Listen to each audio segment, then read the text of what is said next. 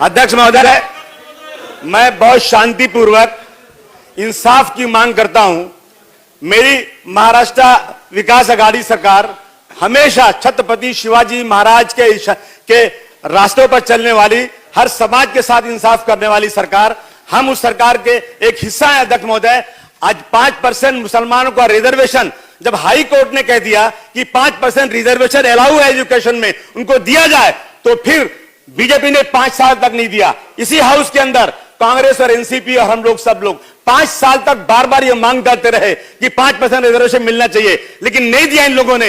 अब हमारी सरकार आ गई है। अध्यक्ष महोदय, लोग हमसे पूछते हैं बाहर, आदरणीय नवाब मलिक साहब ने अनाउंस किया था कि मेरी सरकार देने जा रही है, बहुत लोगों ने अभिनंदन किया, लेकिन 2 साल हो गए, आज तक ये इश्यू पे चर्चा नहीं होती। हर इश्यू पे चर्चा होती है, इस पे चर्चा क्यों नहीं होती? इस देश के, इस महाराष्ट्र के 5% लोग, आज उनके साथ खुली नाइंसाफी हो रही है। कम्युनिटी कहती है हमसे कि छोड़ दो, रिजाइन कर दो, तुम लोग क्यों गए हाउस के अंदर, क्यों जाकर के सरकार के साथ बैठे हुए हो? मैं विनम्र निवेदन करना चाहता हूं कि जिस पार्टी ने ये 5% रिजर्वेशन लाया था और वो आज सत्ता में है, मेहरबानी करके जल्द से जल्द इस पर चर्चा करके 5% रिजर्वेशन दिया जाए। धन्यवाद। नारायण राणे समिति साहब की जो समिति बनी थी, जिसने मराठा आरक्षण और अकलियतों में, माइनॉरिटी में सोशली इकोनॉमिकली बैकवर्ड, माइनॉरिटी में सोशली इकोनॉमिक बैकवर्ड लोगों को आरक्षण देने की बात ऑर्डिनेंस पास होके महाराष्ट्र के अंदर वो आरक्षण दिया गया था। दोनों आरक्षण हाई कोर्ट में चैलेंज हो गया अध्यक्ष महोदय, और उसके बाद में जो एसबीसीए कैटेगरी अकलियतों को जो आरक्षण दिया गया था एजुकेशन के अंदर, आरक्षण मुंबई उच्च न्यायालय ने उसको एग्री कर लिया, एक्सेप्ट कर लिया। अध्यक्ष महोदय, 2014 में सरकार बदल गई, नई सरकार आई, हमने बहुत रिक्वेस्ट की, आरक्षण नहीं मिला। हमारी आपके माध्यम से महा विकास आघाड़ी सरकार से यह मांग है कि इमीडिएटली जो मुंबई हाई कोर्ट ने जो एजुकेशन के अंदर आरक्षण दिया था वो फौरन इंप्लीमेंट होना चाहिए, और दूसरा नौकरियों के अंदर आरक्षण के लिए बिल लाके उसको फौरन मंजूरी देनी चाहिए। अध्यक्ष, ये टाइम बाउंड होना चाहिए। आज मंत्री महोदय ने अपने उत्तर में बताना चाहिए कि 5% आरक्षण अकलियतों को जो स्पेशली इकोनॉमिकली बैकवर्ड है उनको कितने दिनों में दिया जाएगा महाराष्ट्र के अंदर, उसका आज फैसला होना चाहिए। अध्यक्ष महोदय, अध्यक्ष चलो अभी चर्चा नहीं, बैठिए साहेब, आता यांनी मुद्दा उपस्थित केला, आम्ही उत्तर देतोय। हे सगळ्या बातम्या, बैठो ना, आप जवाब लो ना, बैठिए ना। सन्माननीय अबू आसिम आजमी साहेब, त्याचबरोबर अमीन पटेल साहेब व इतर जे सदस्य आहेत त्यांची भावना आहे की महाराष्ट्रामध्ये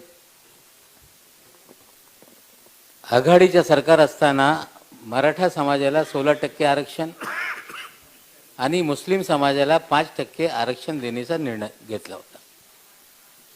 अध्यादेश काढण्यात आला।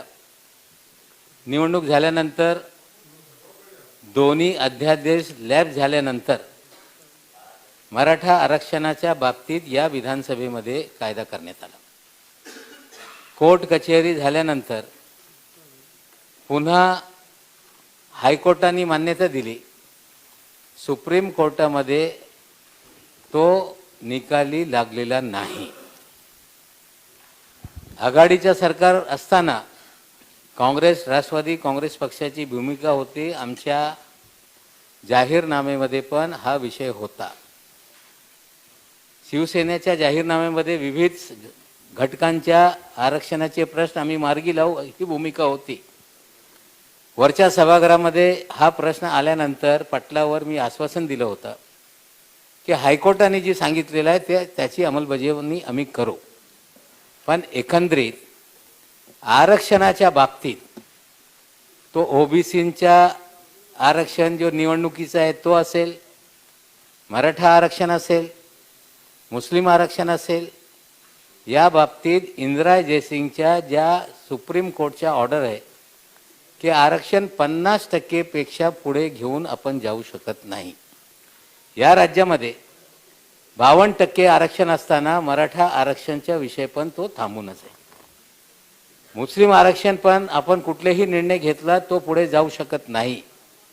या सरकारच्या वारंवार मागण्या केंद्र सरकारकडे आहे की जी मर्यादा 50%ची आहे ते वाढून राज्यांना अधिकार दिला पाहिजे आणि जर तो घटनेमध्ये दुरुस्ती झाली, मर्यादा 50%पेक्षा वाढवण्यात आली, तर या राज्यातला उपेक्षित मराठा समाज असेल, मुस्लिम समाज असेल, तो सर्व आरक्षणाचे प्रश्न मार्गी लागू शकताय. केंद्र सरकारकडे आमची मागणी आहे की केंद्र सरकारने घटनेमध्ये दुरुस्ती करून 50%ची मर्यादा वाढवण्याच्या बाबत निर्णय घेतला पाहिजे. एकदा घटना दुरुस्ती झाली, राज्यांना अधिकार मिळाला, तर निश्चित रूपाने मराठा समाजाच्या पण आरक्षणाच्या मागणी हे मार्गी लागेल आणि त्याचबरोबर मुस्लिम समाजाच्या पण मागणी मार्गी लागू शकते. ही अडचण असताना हा निर्णय पुढे जाऊ शकत नाही.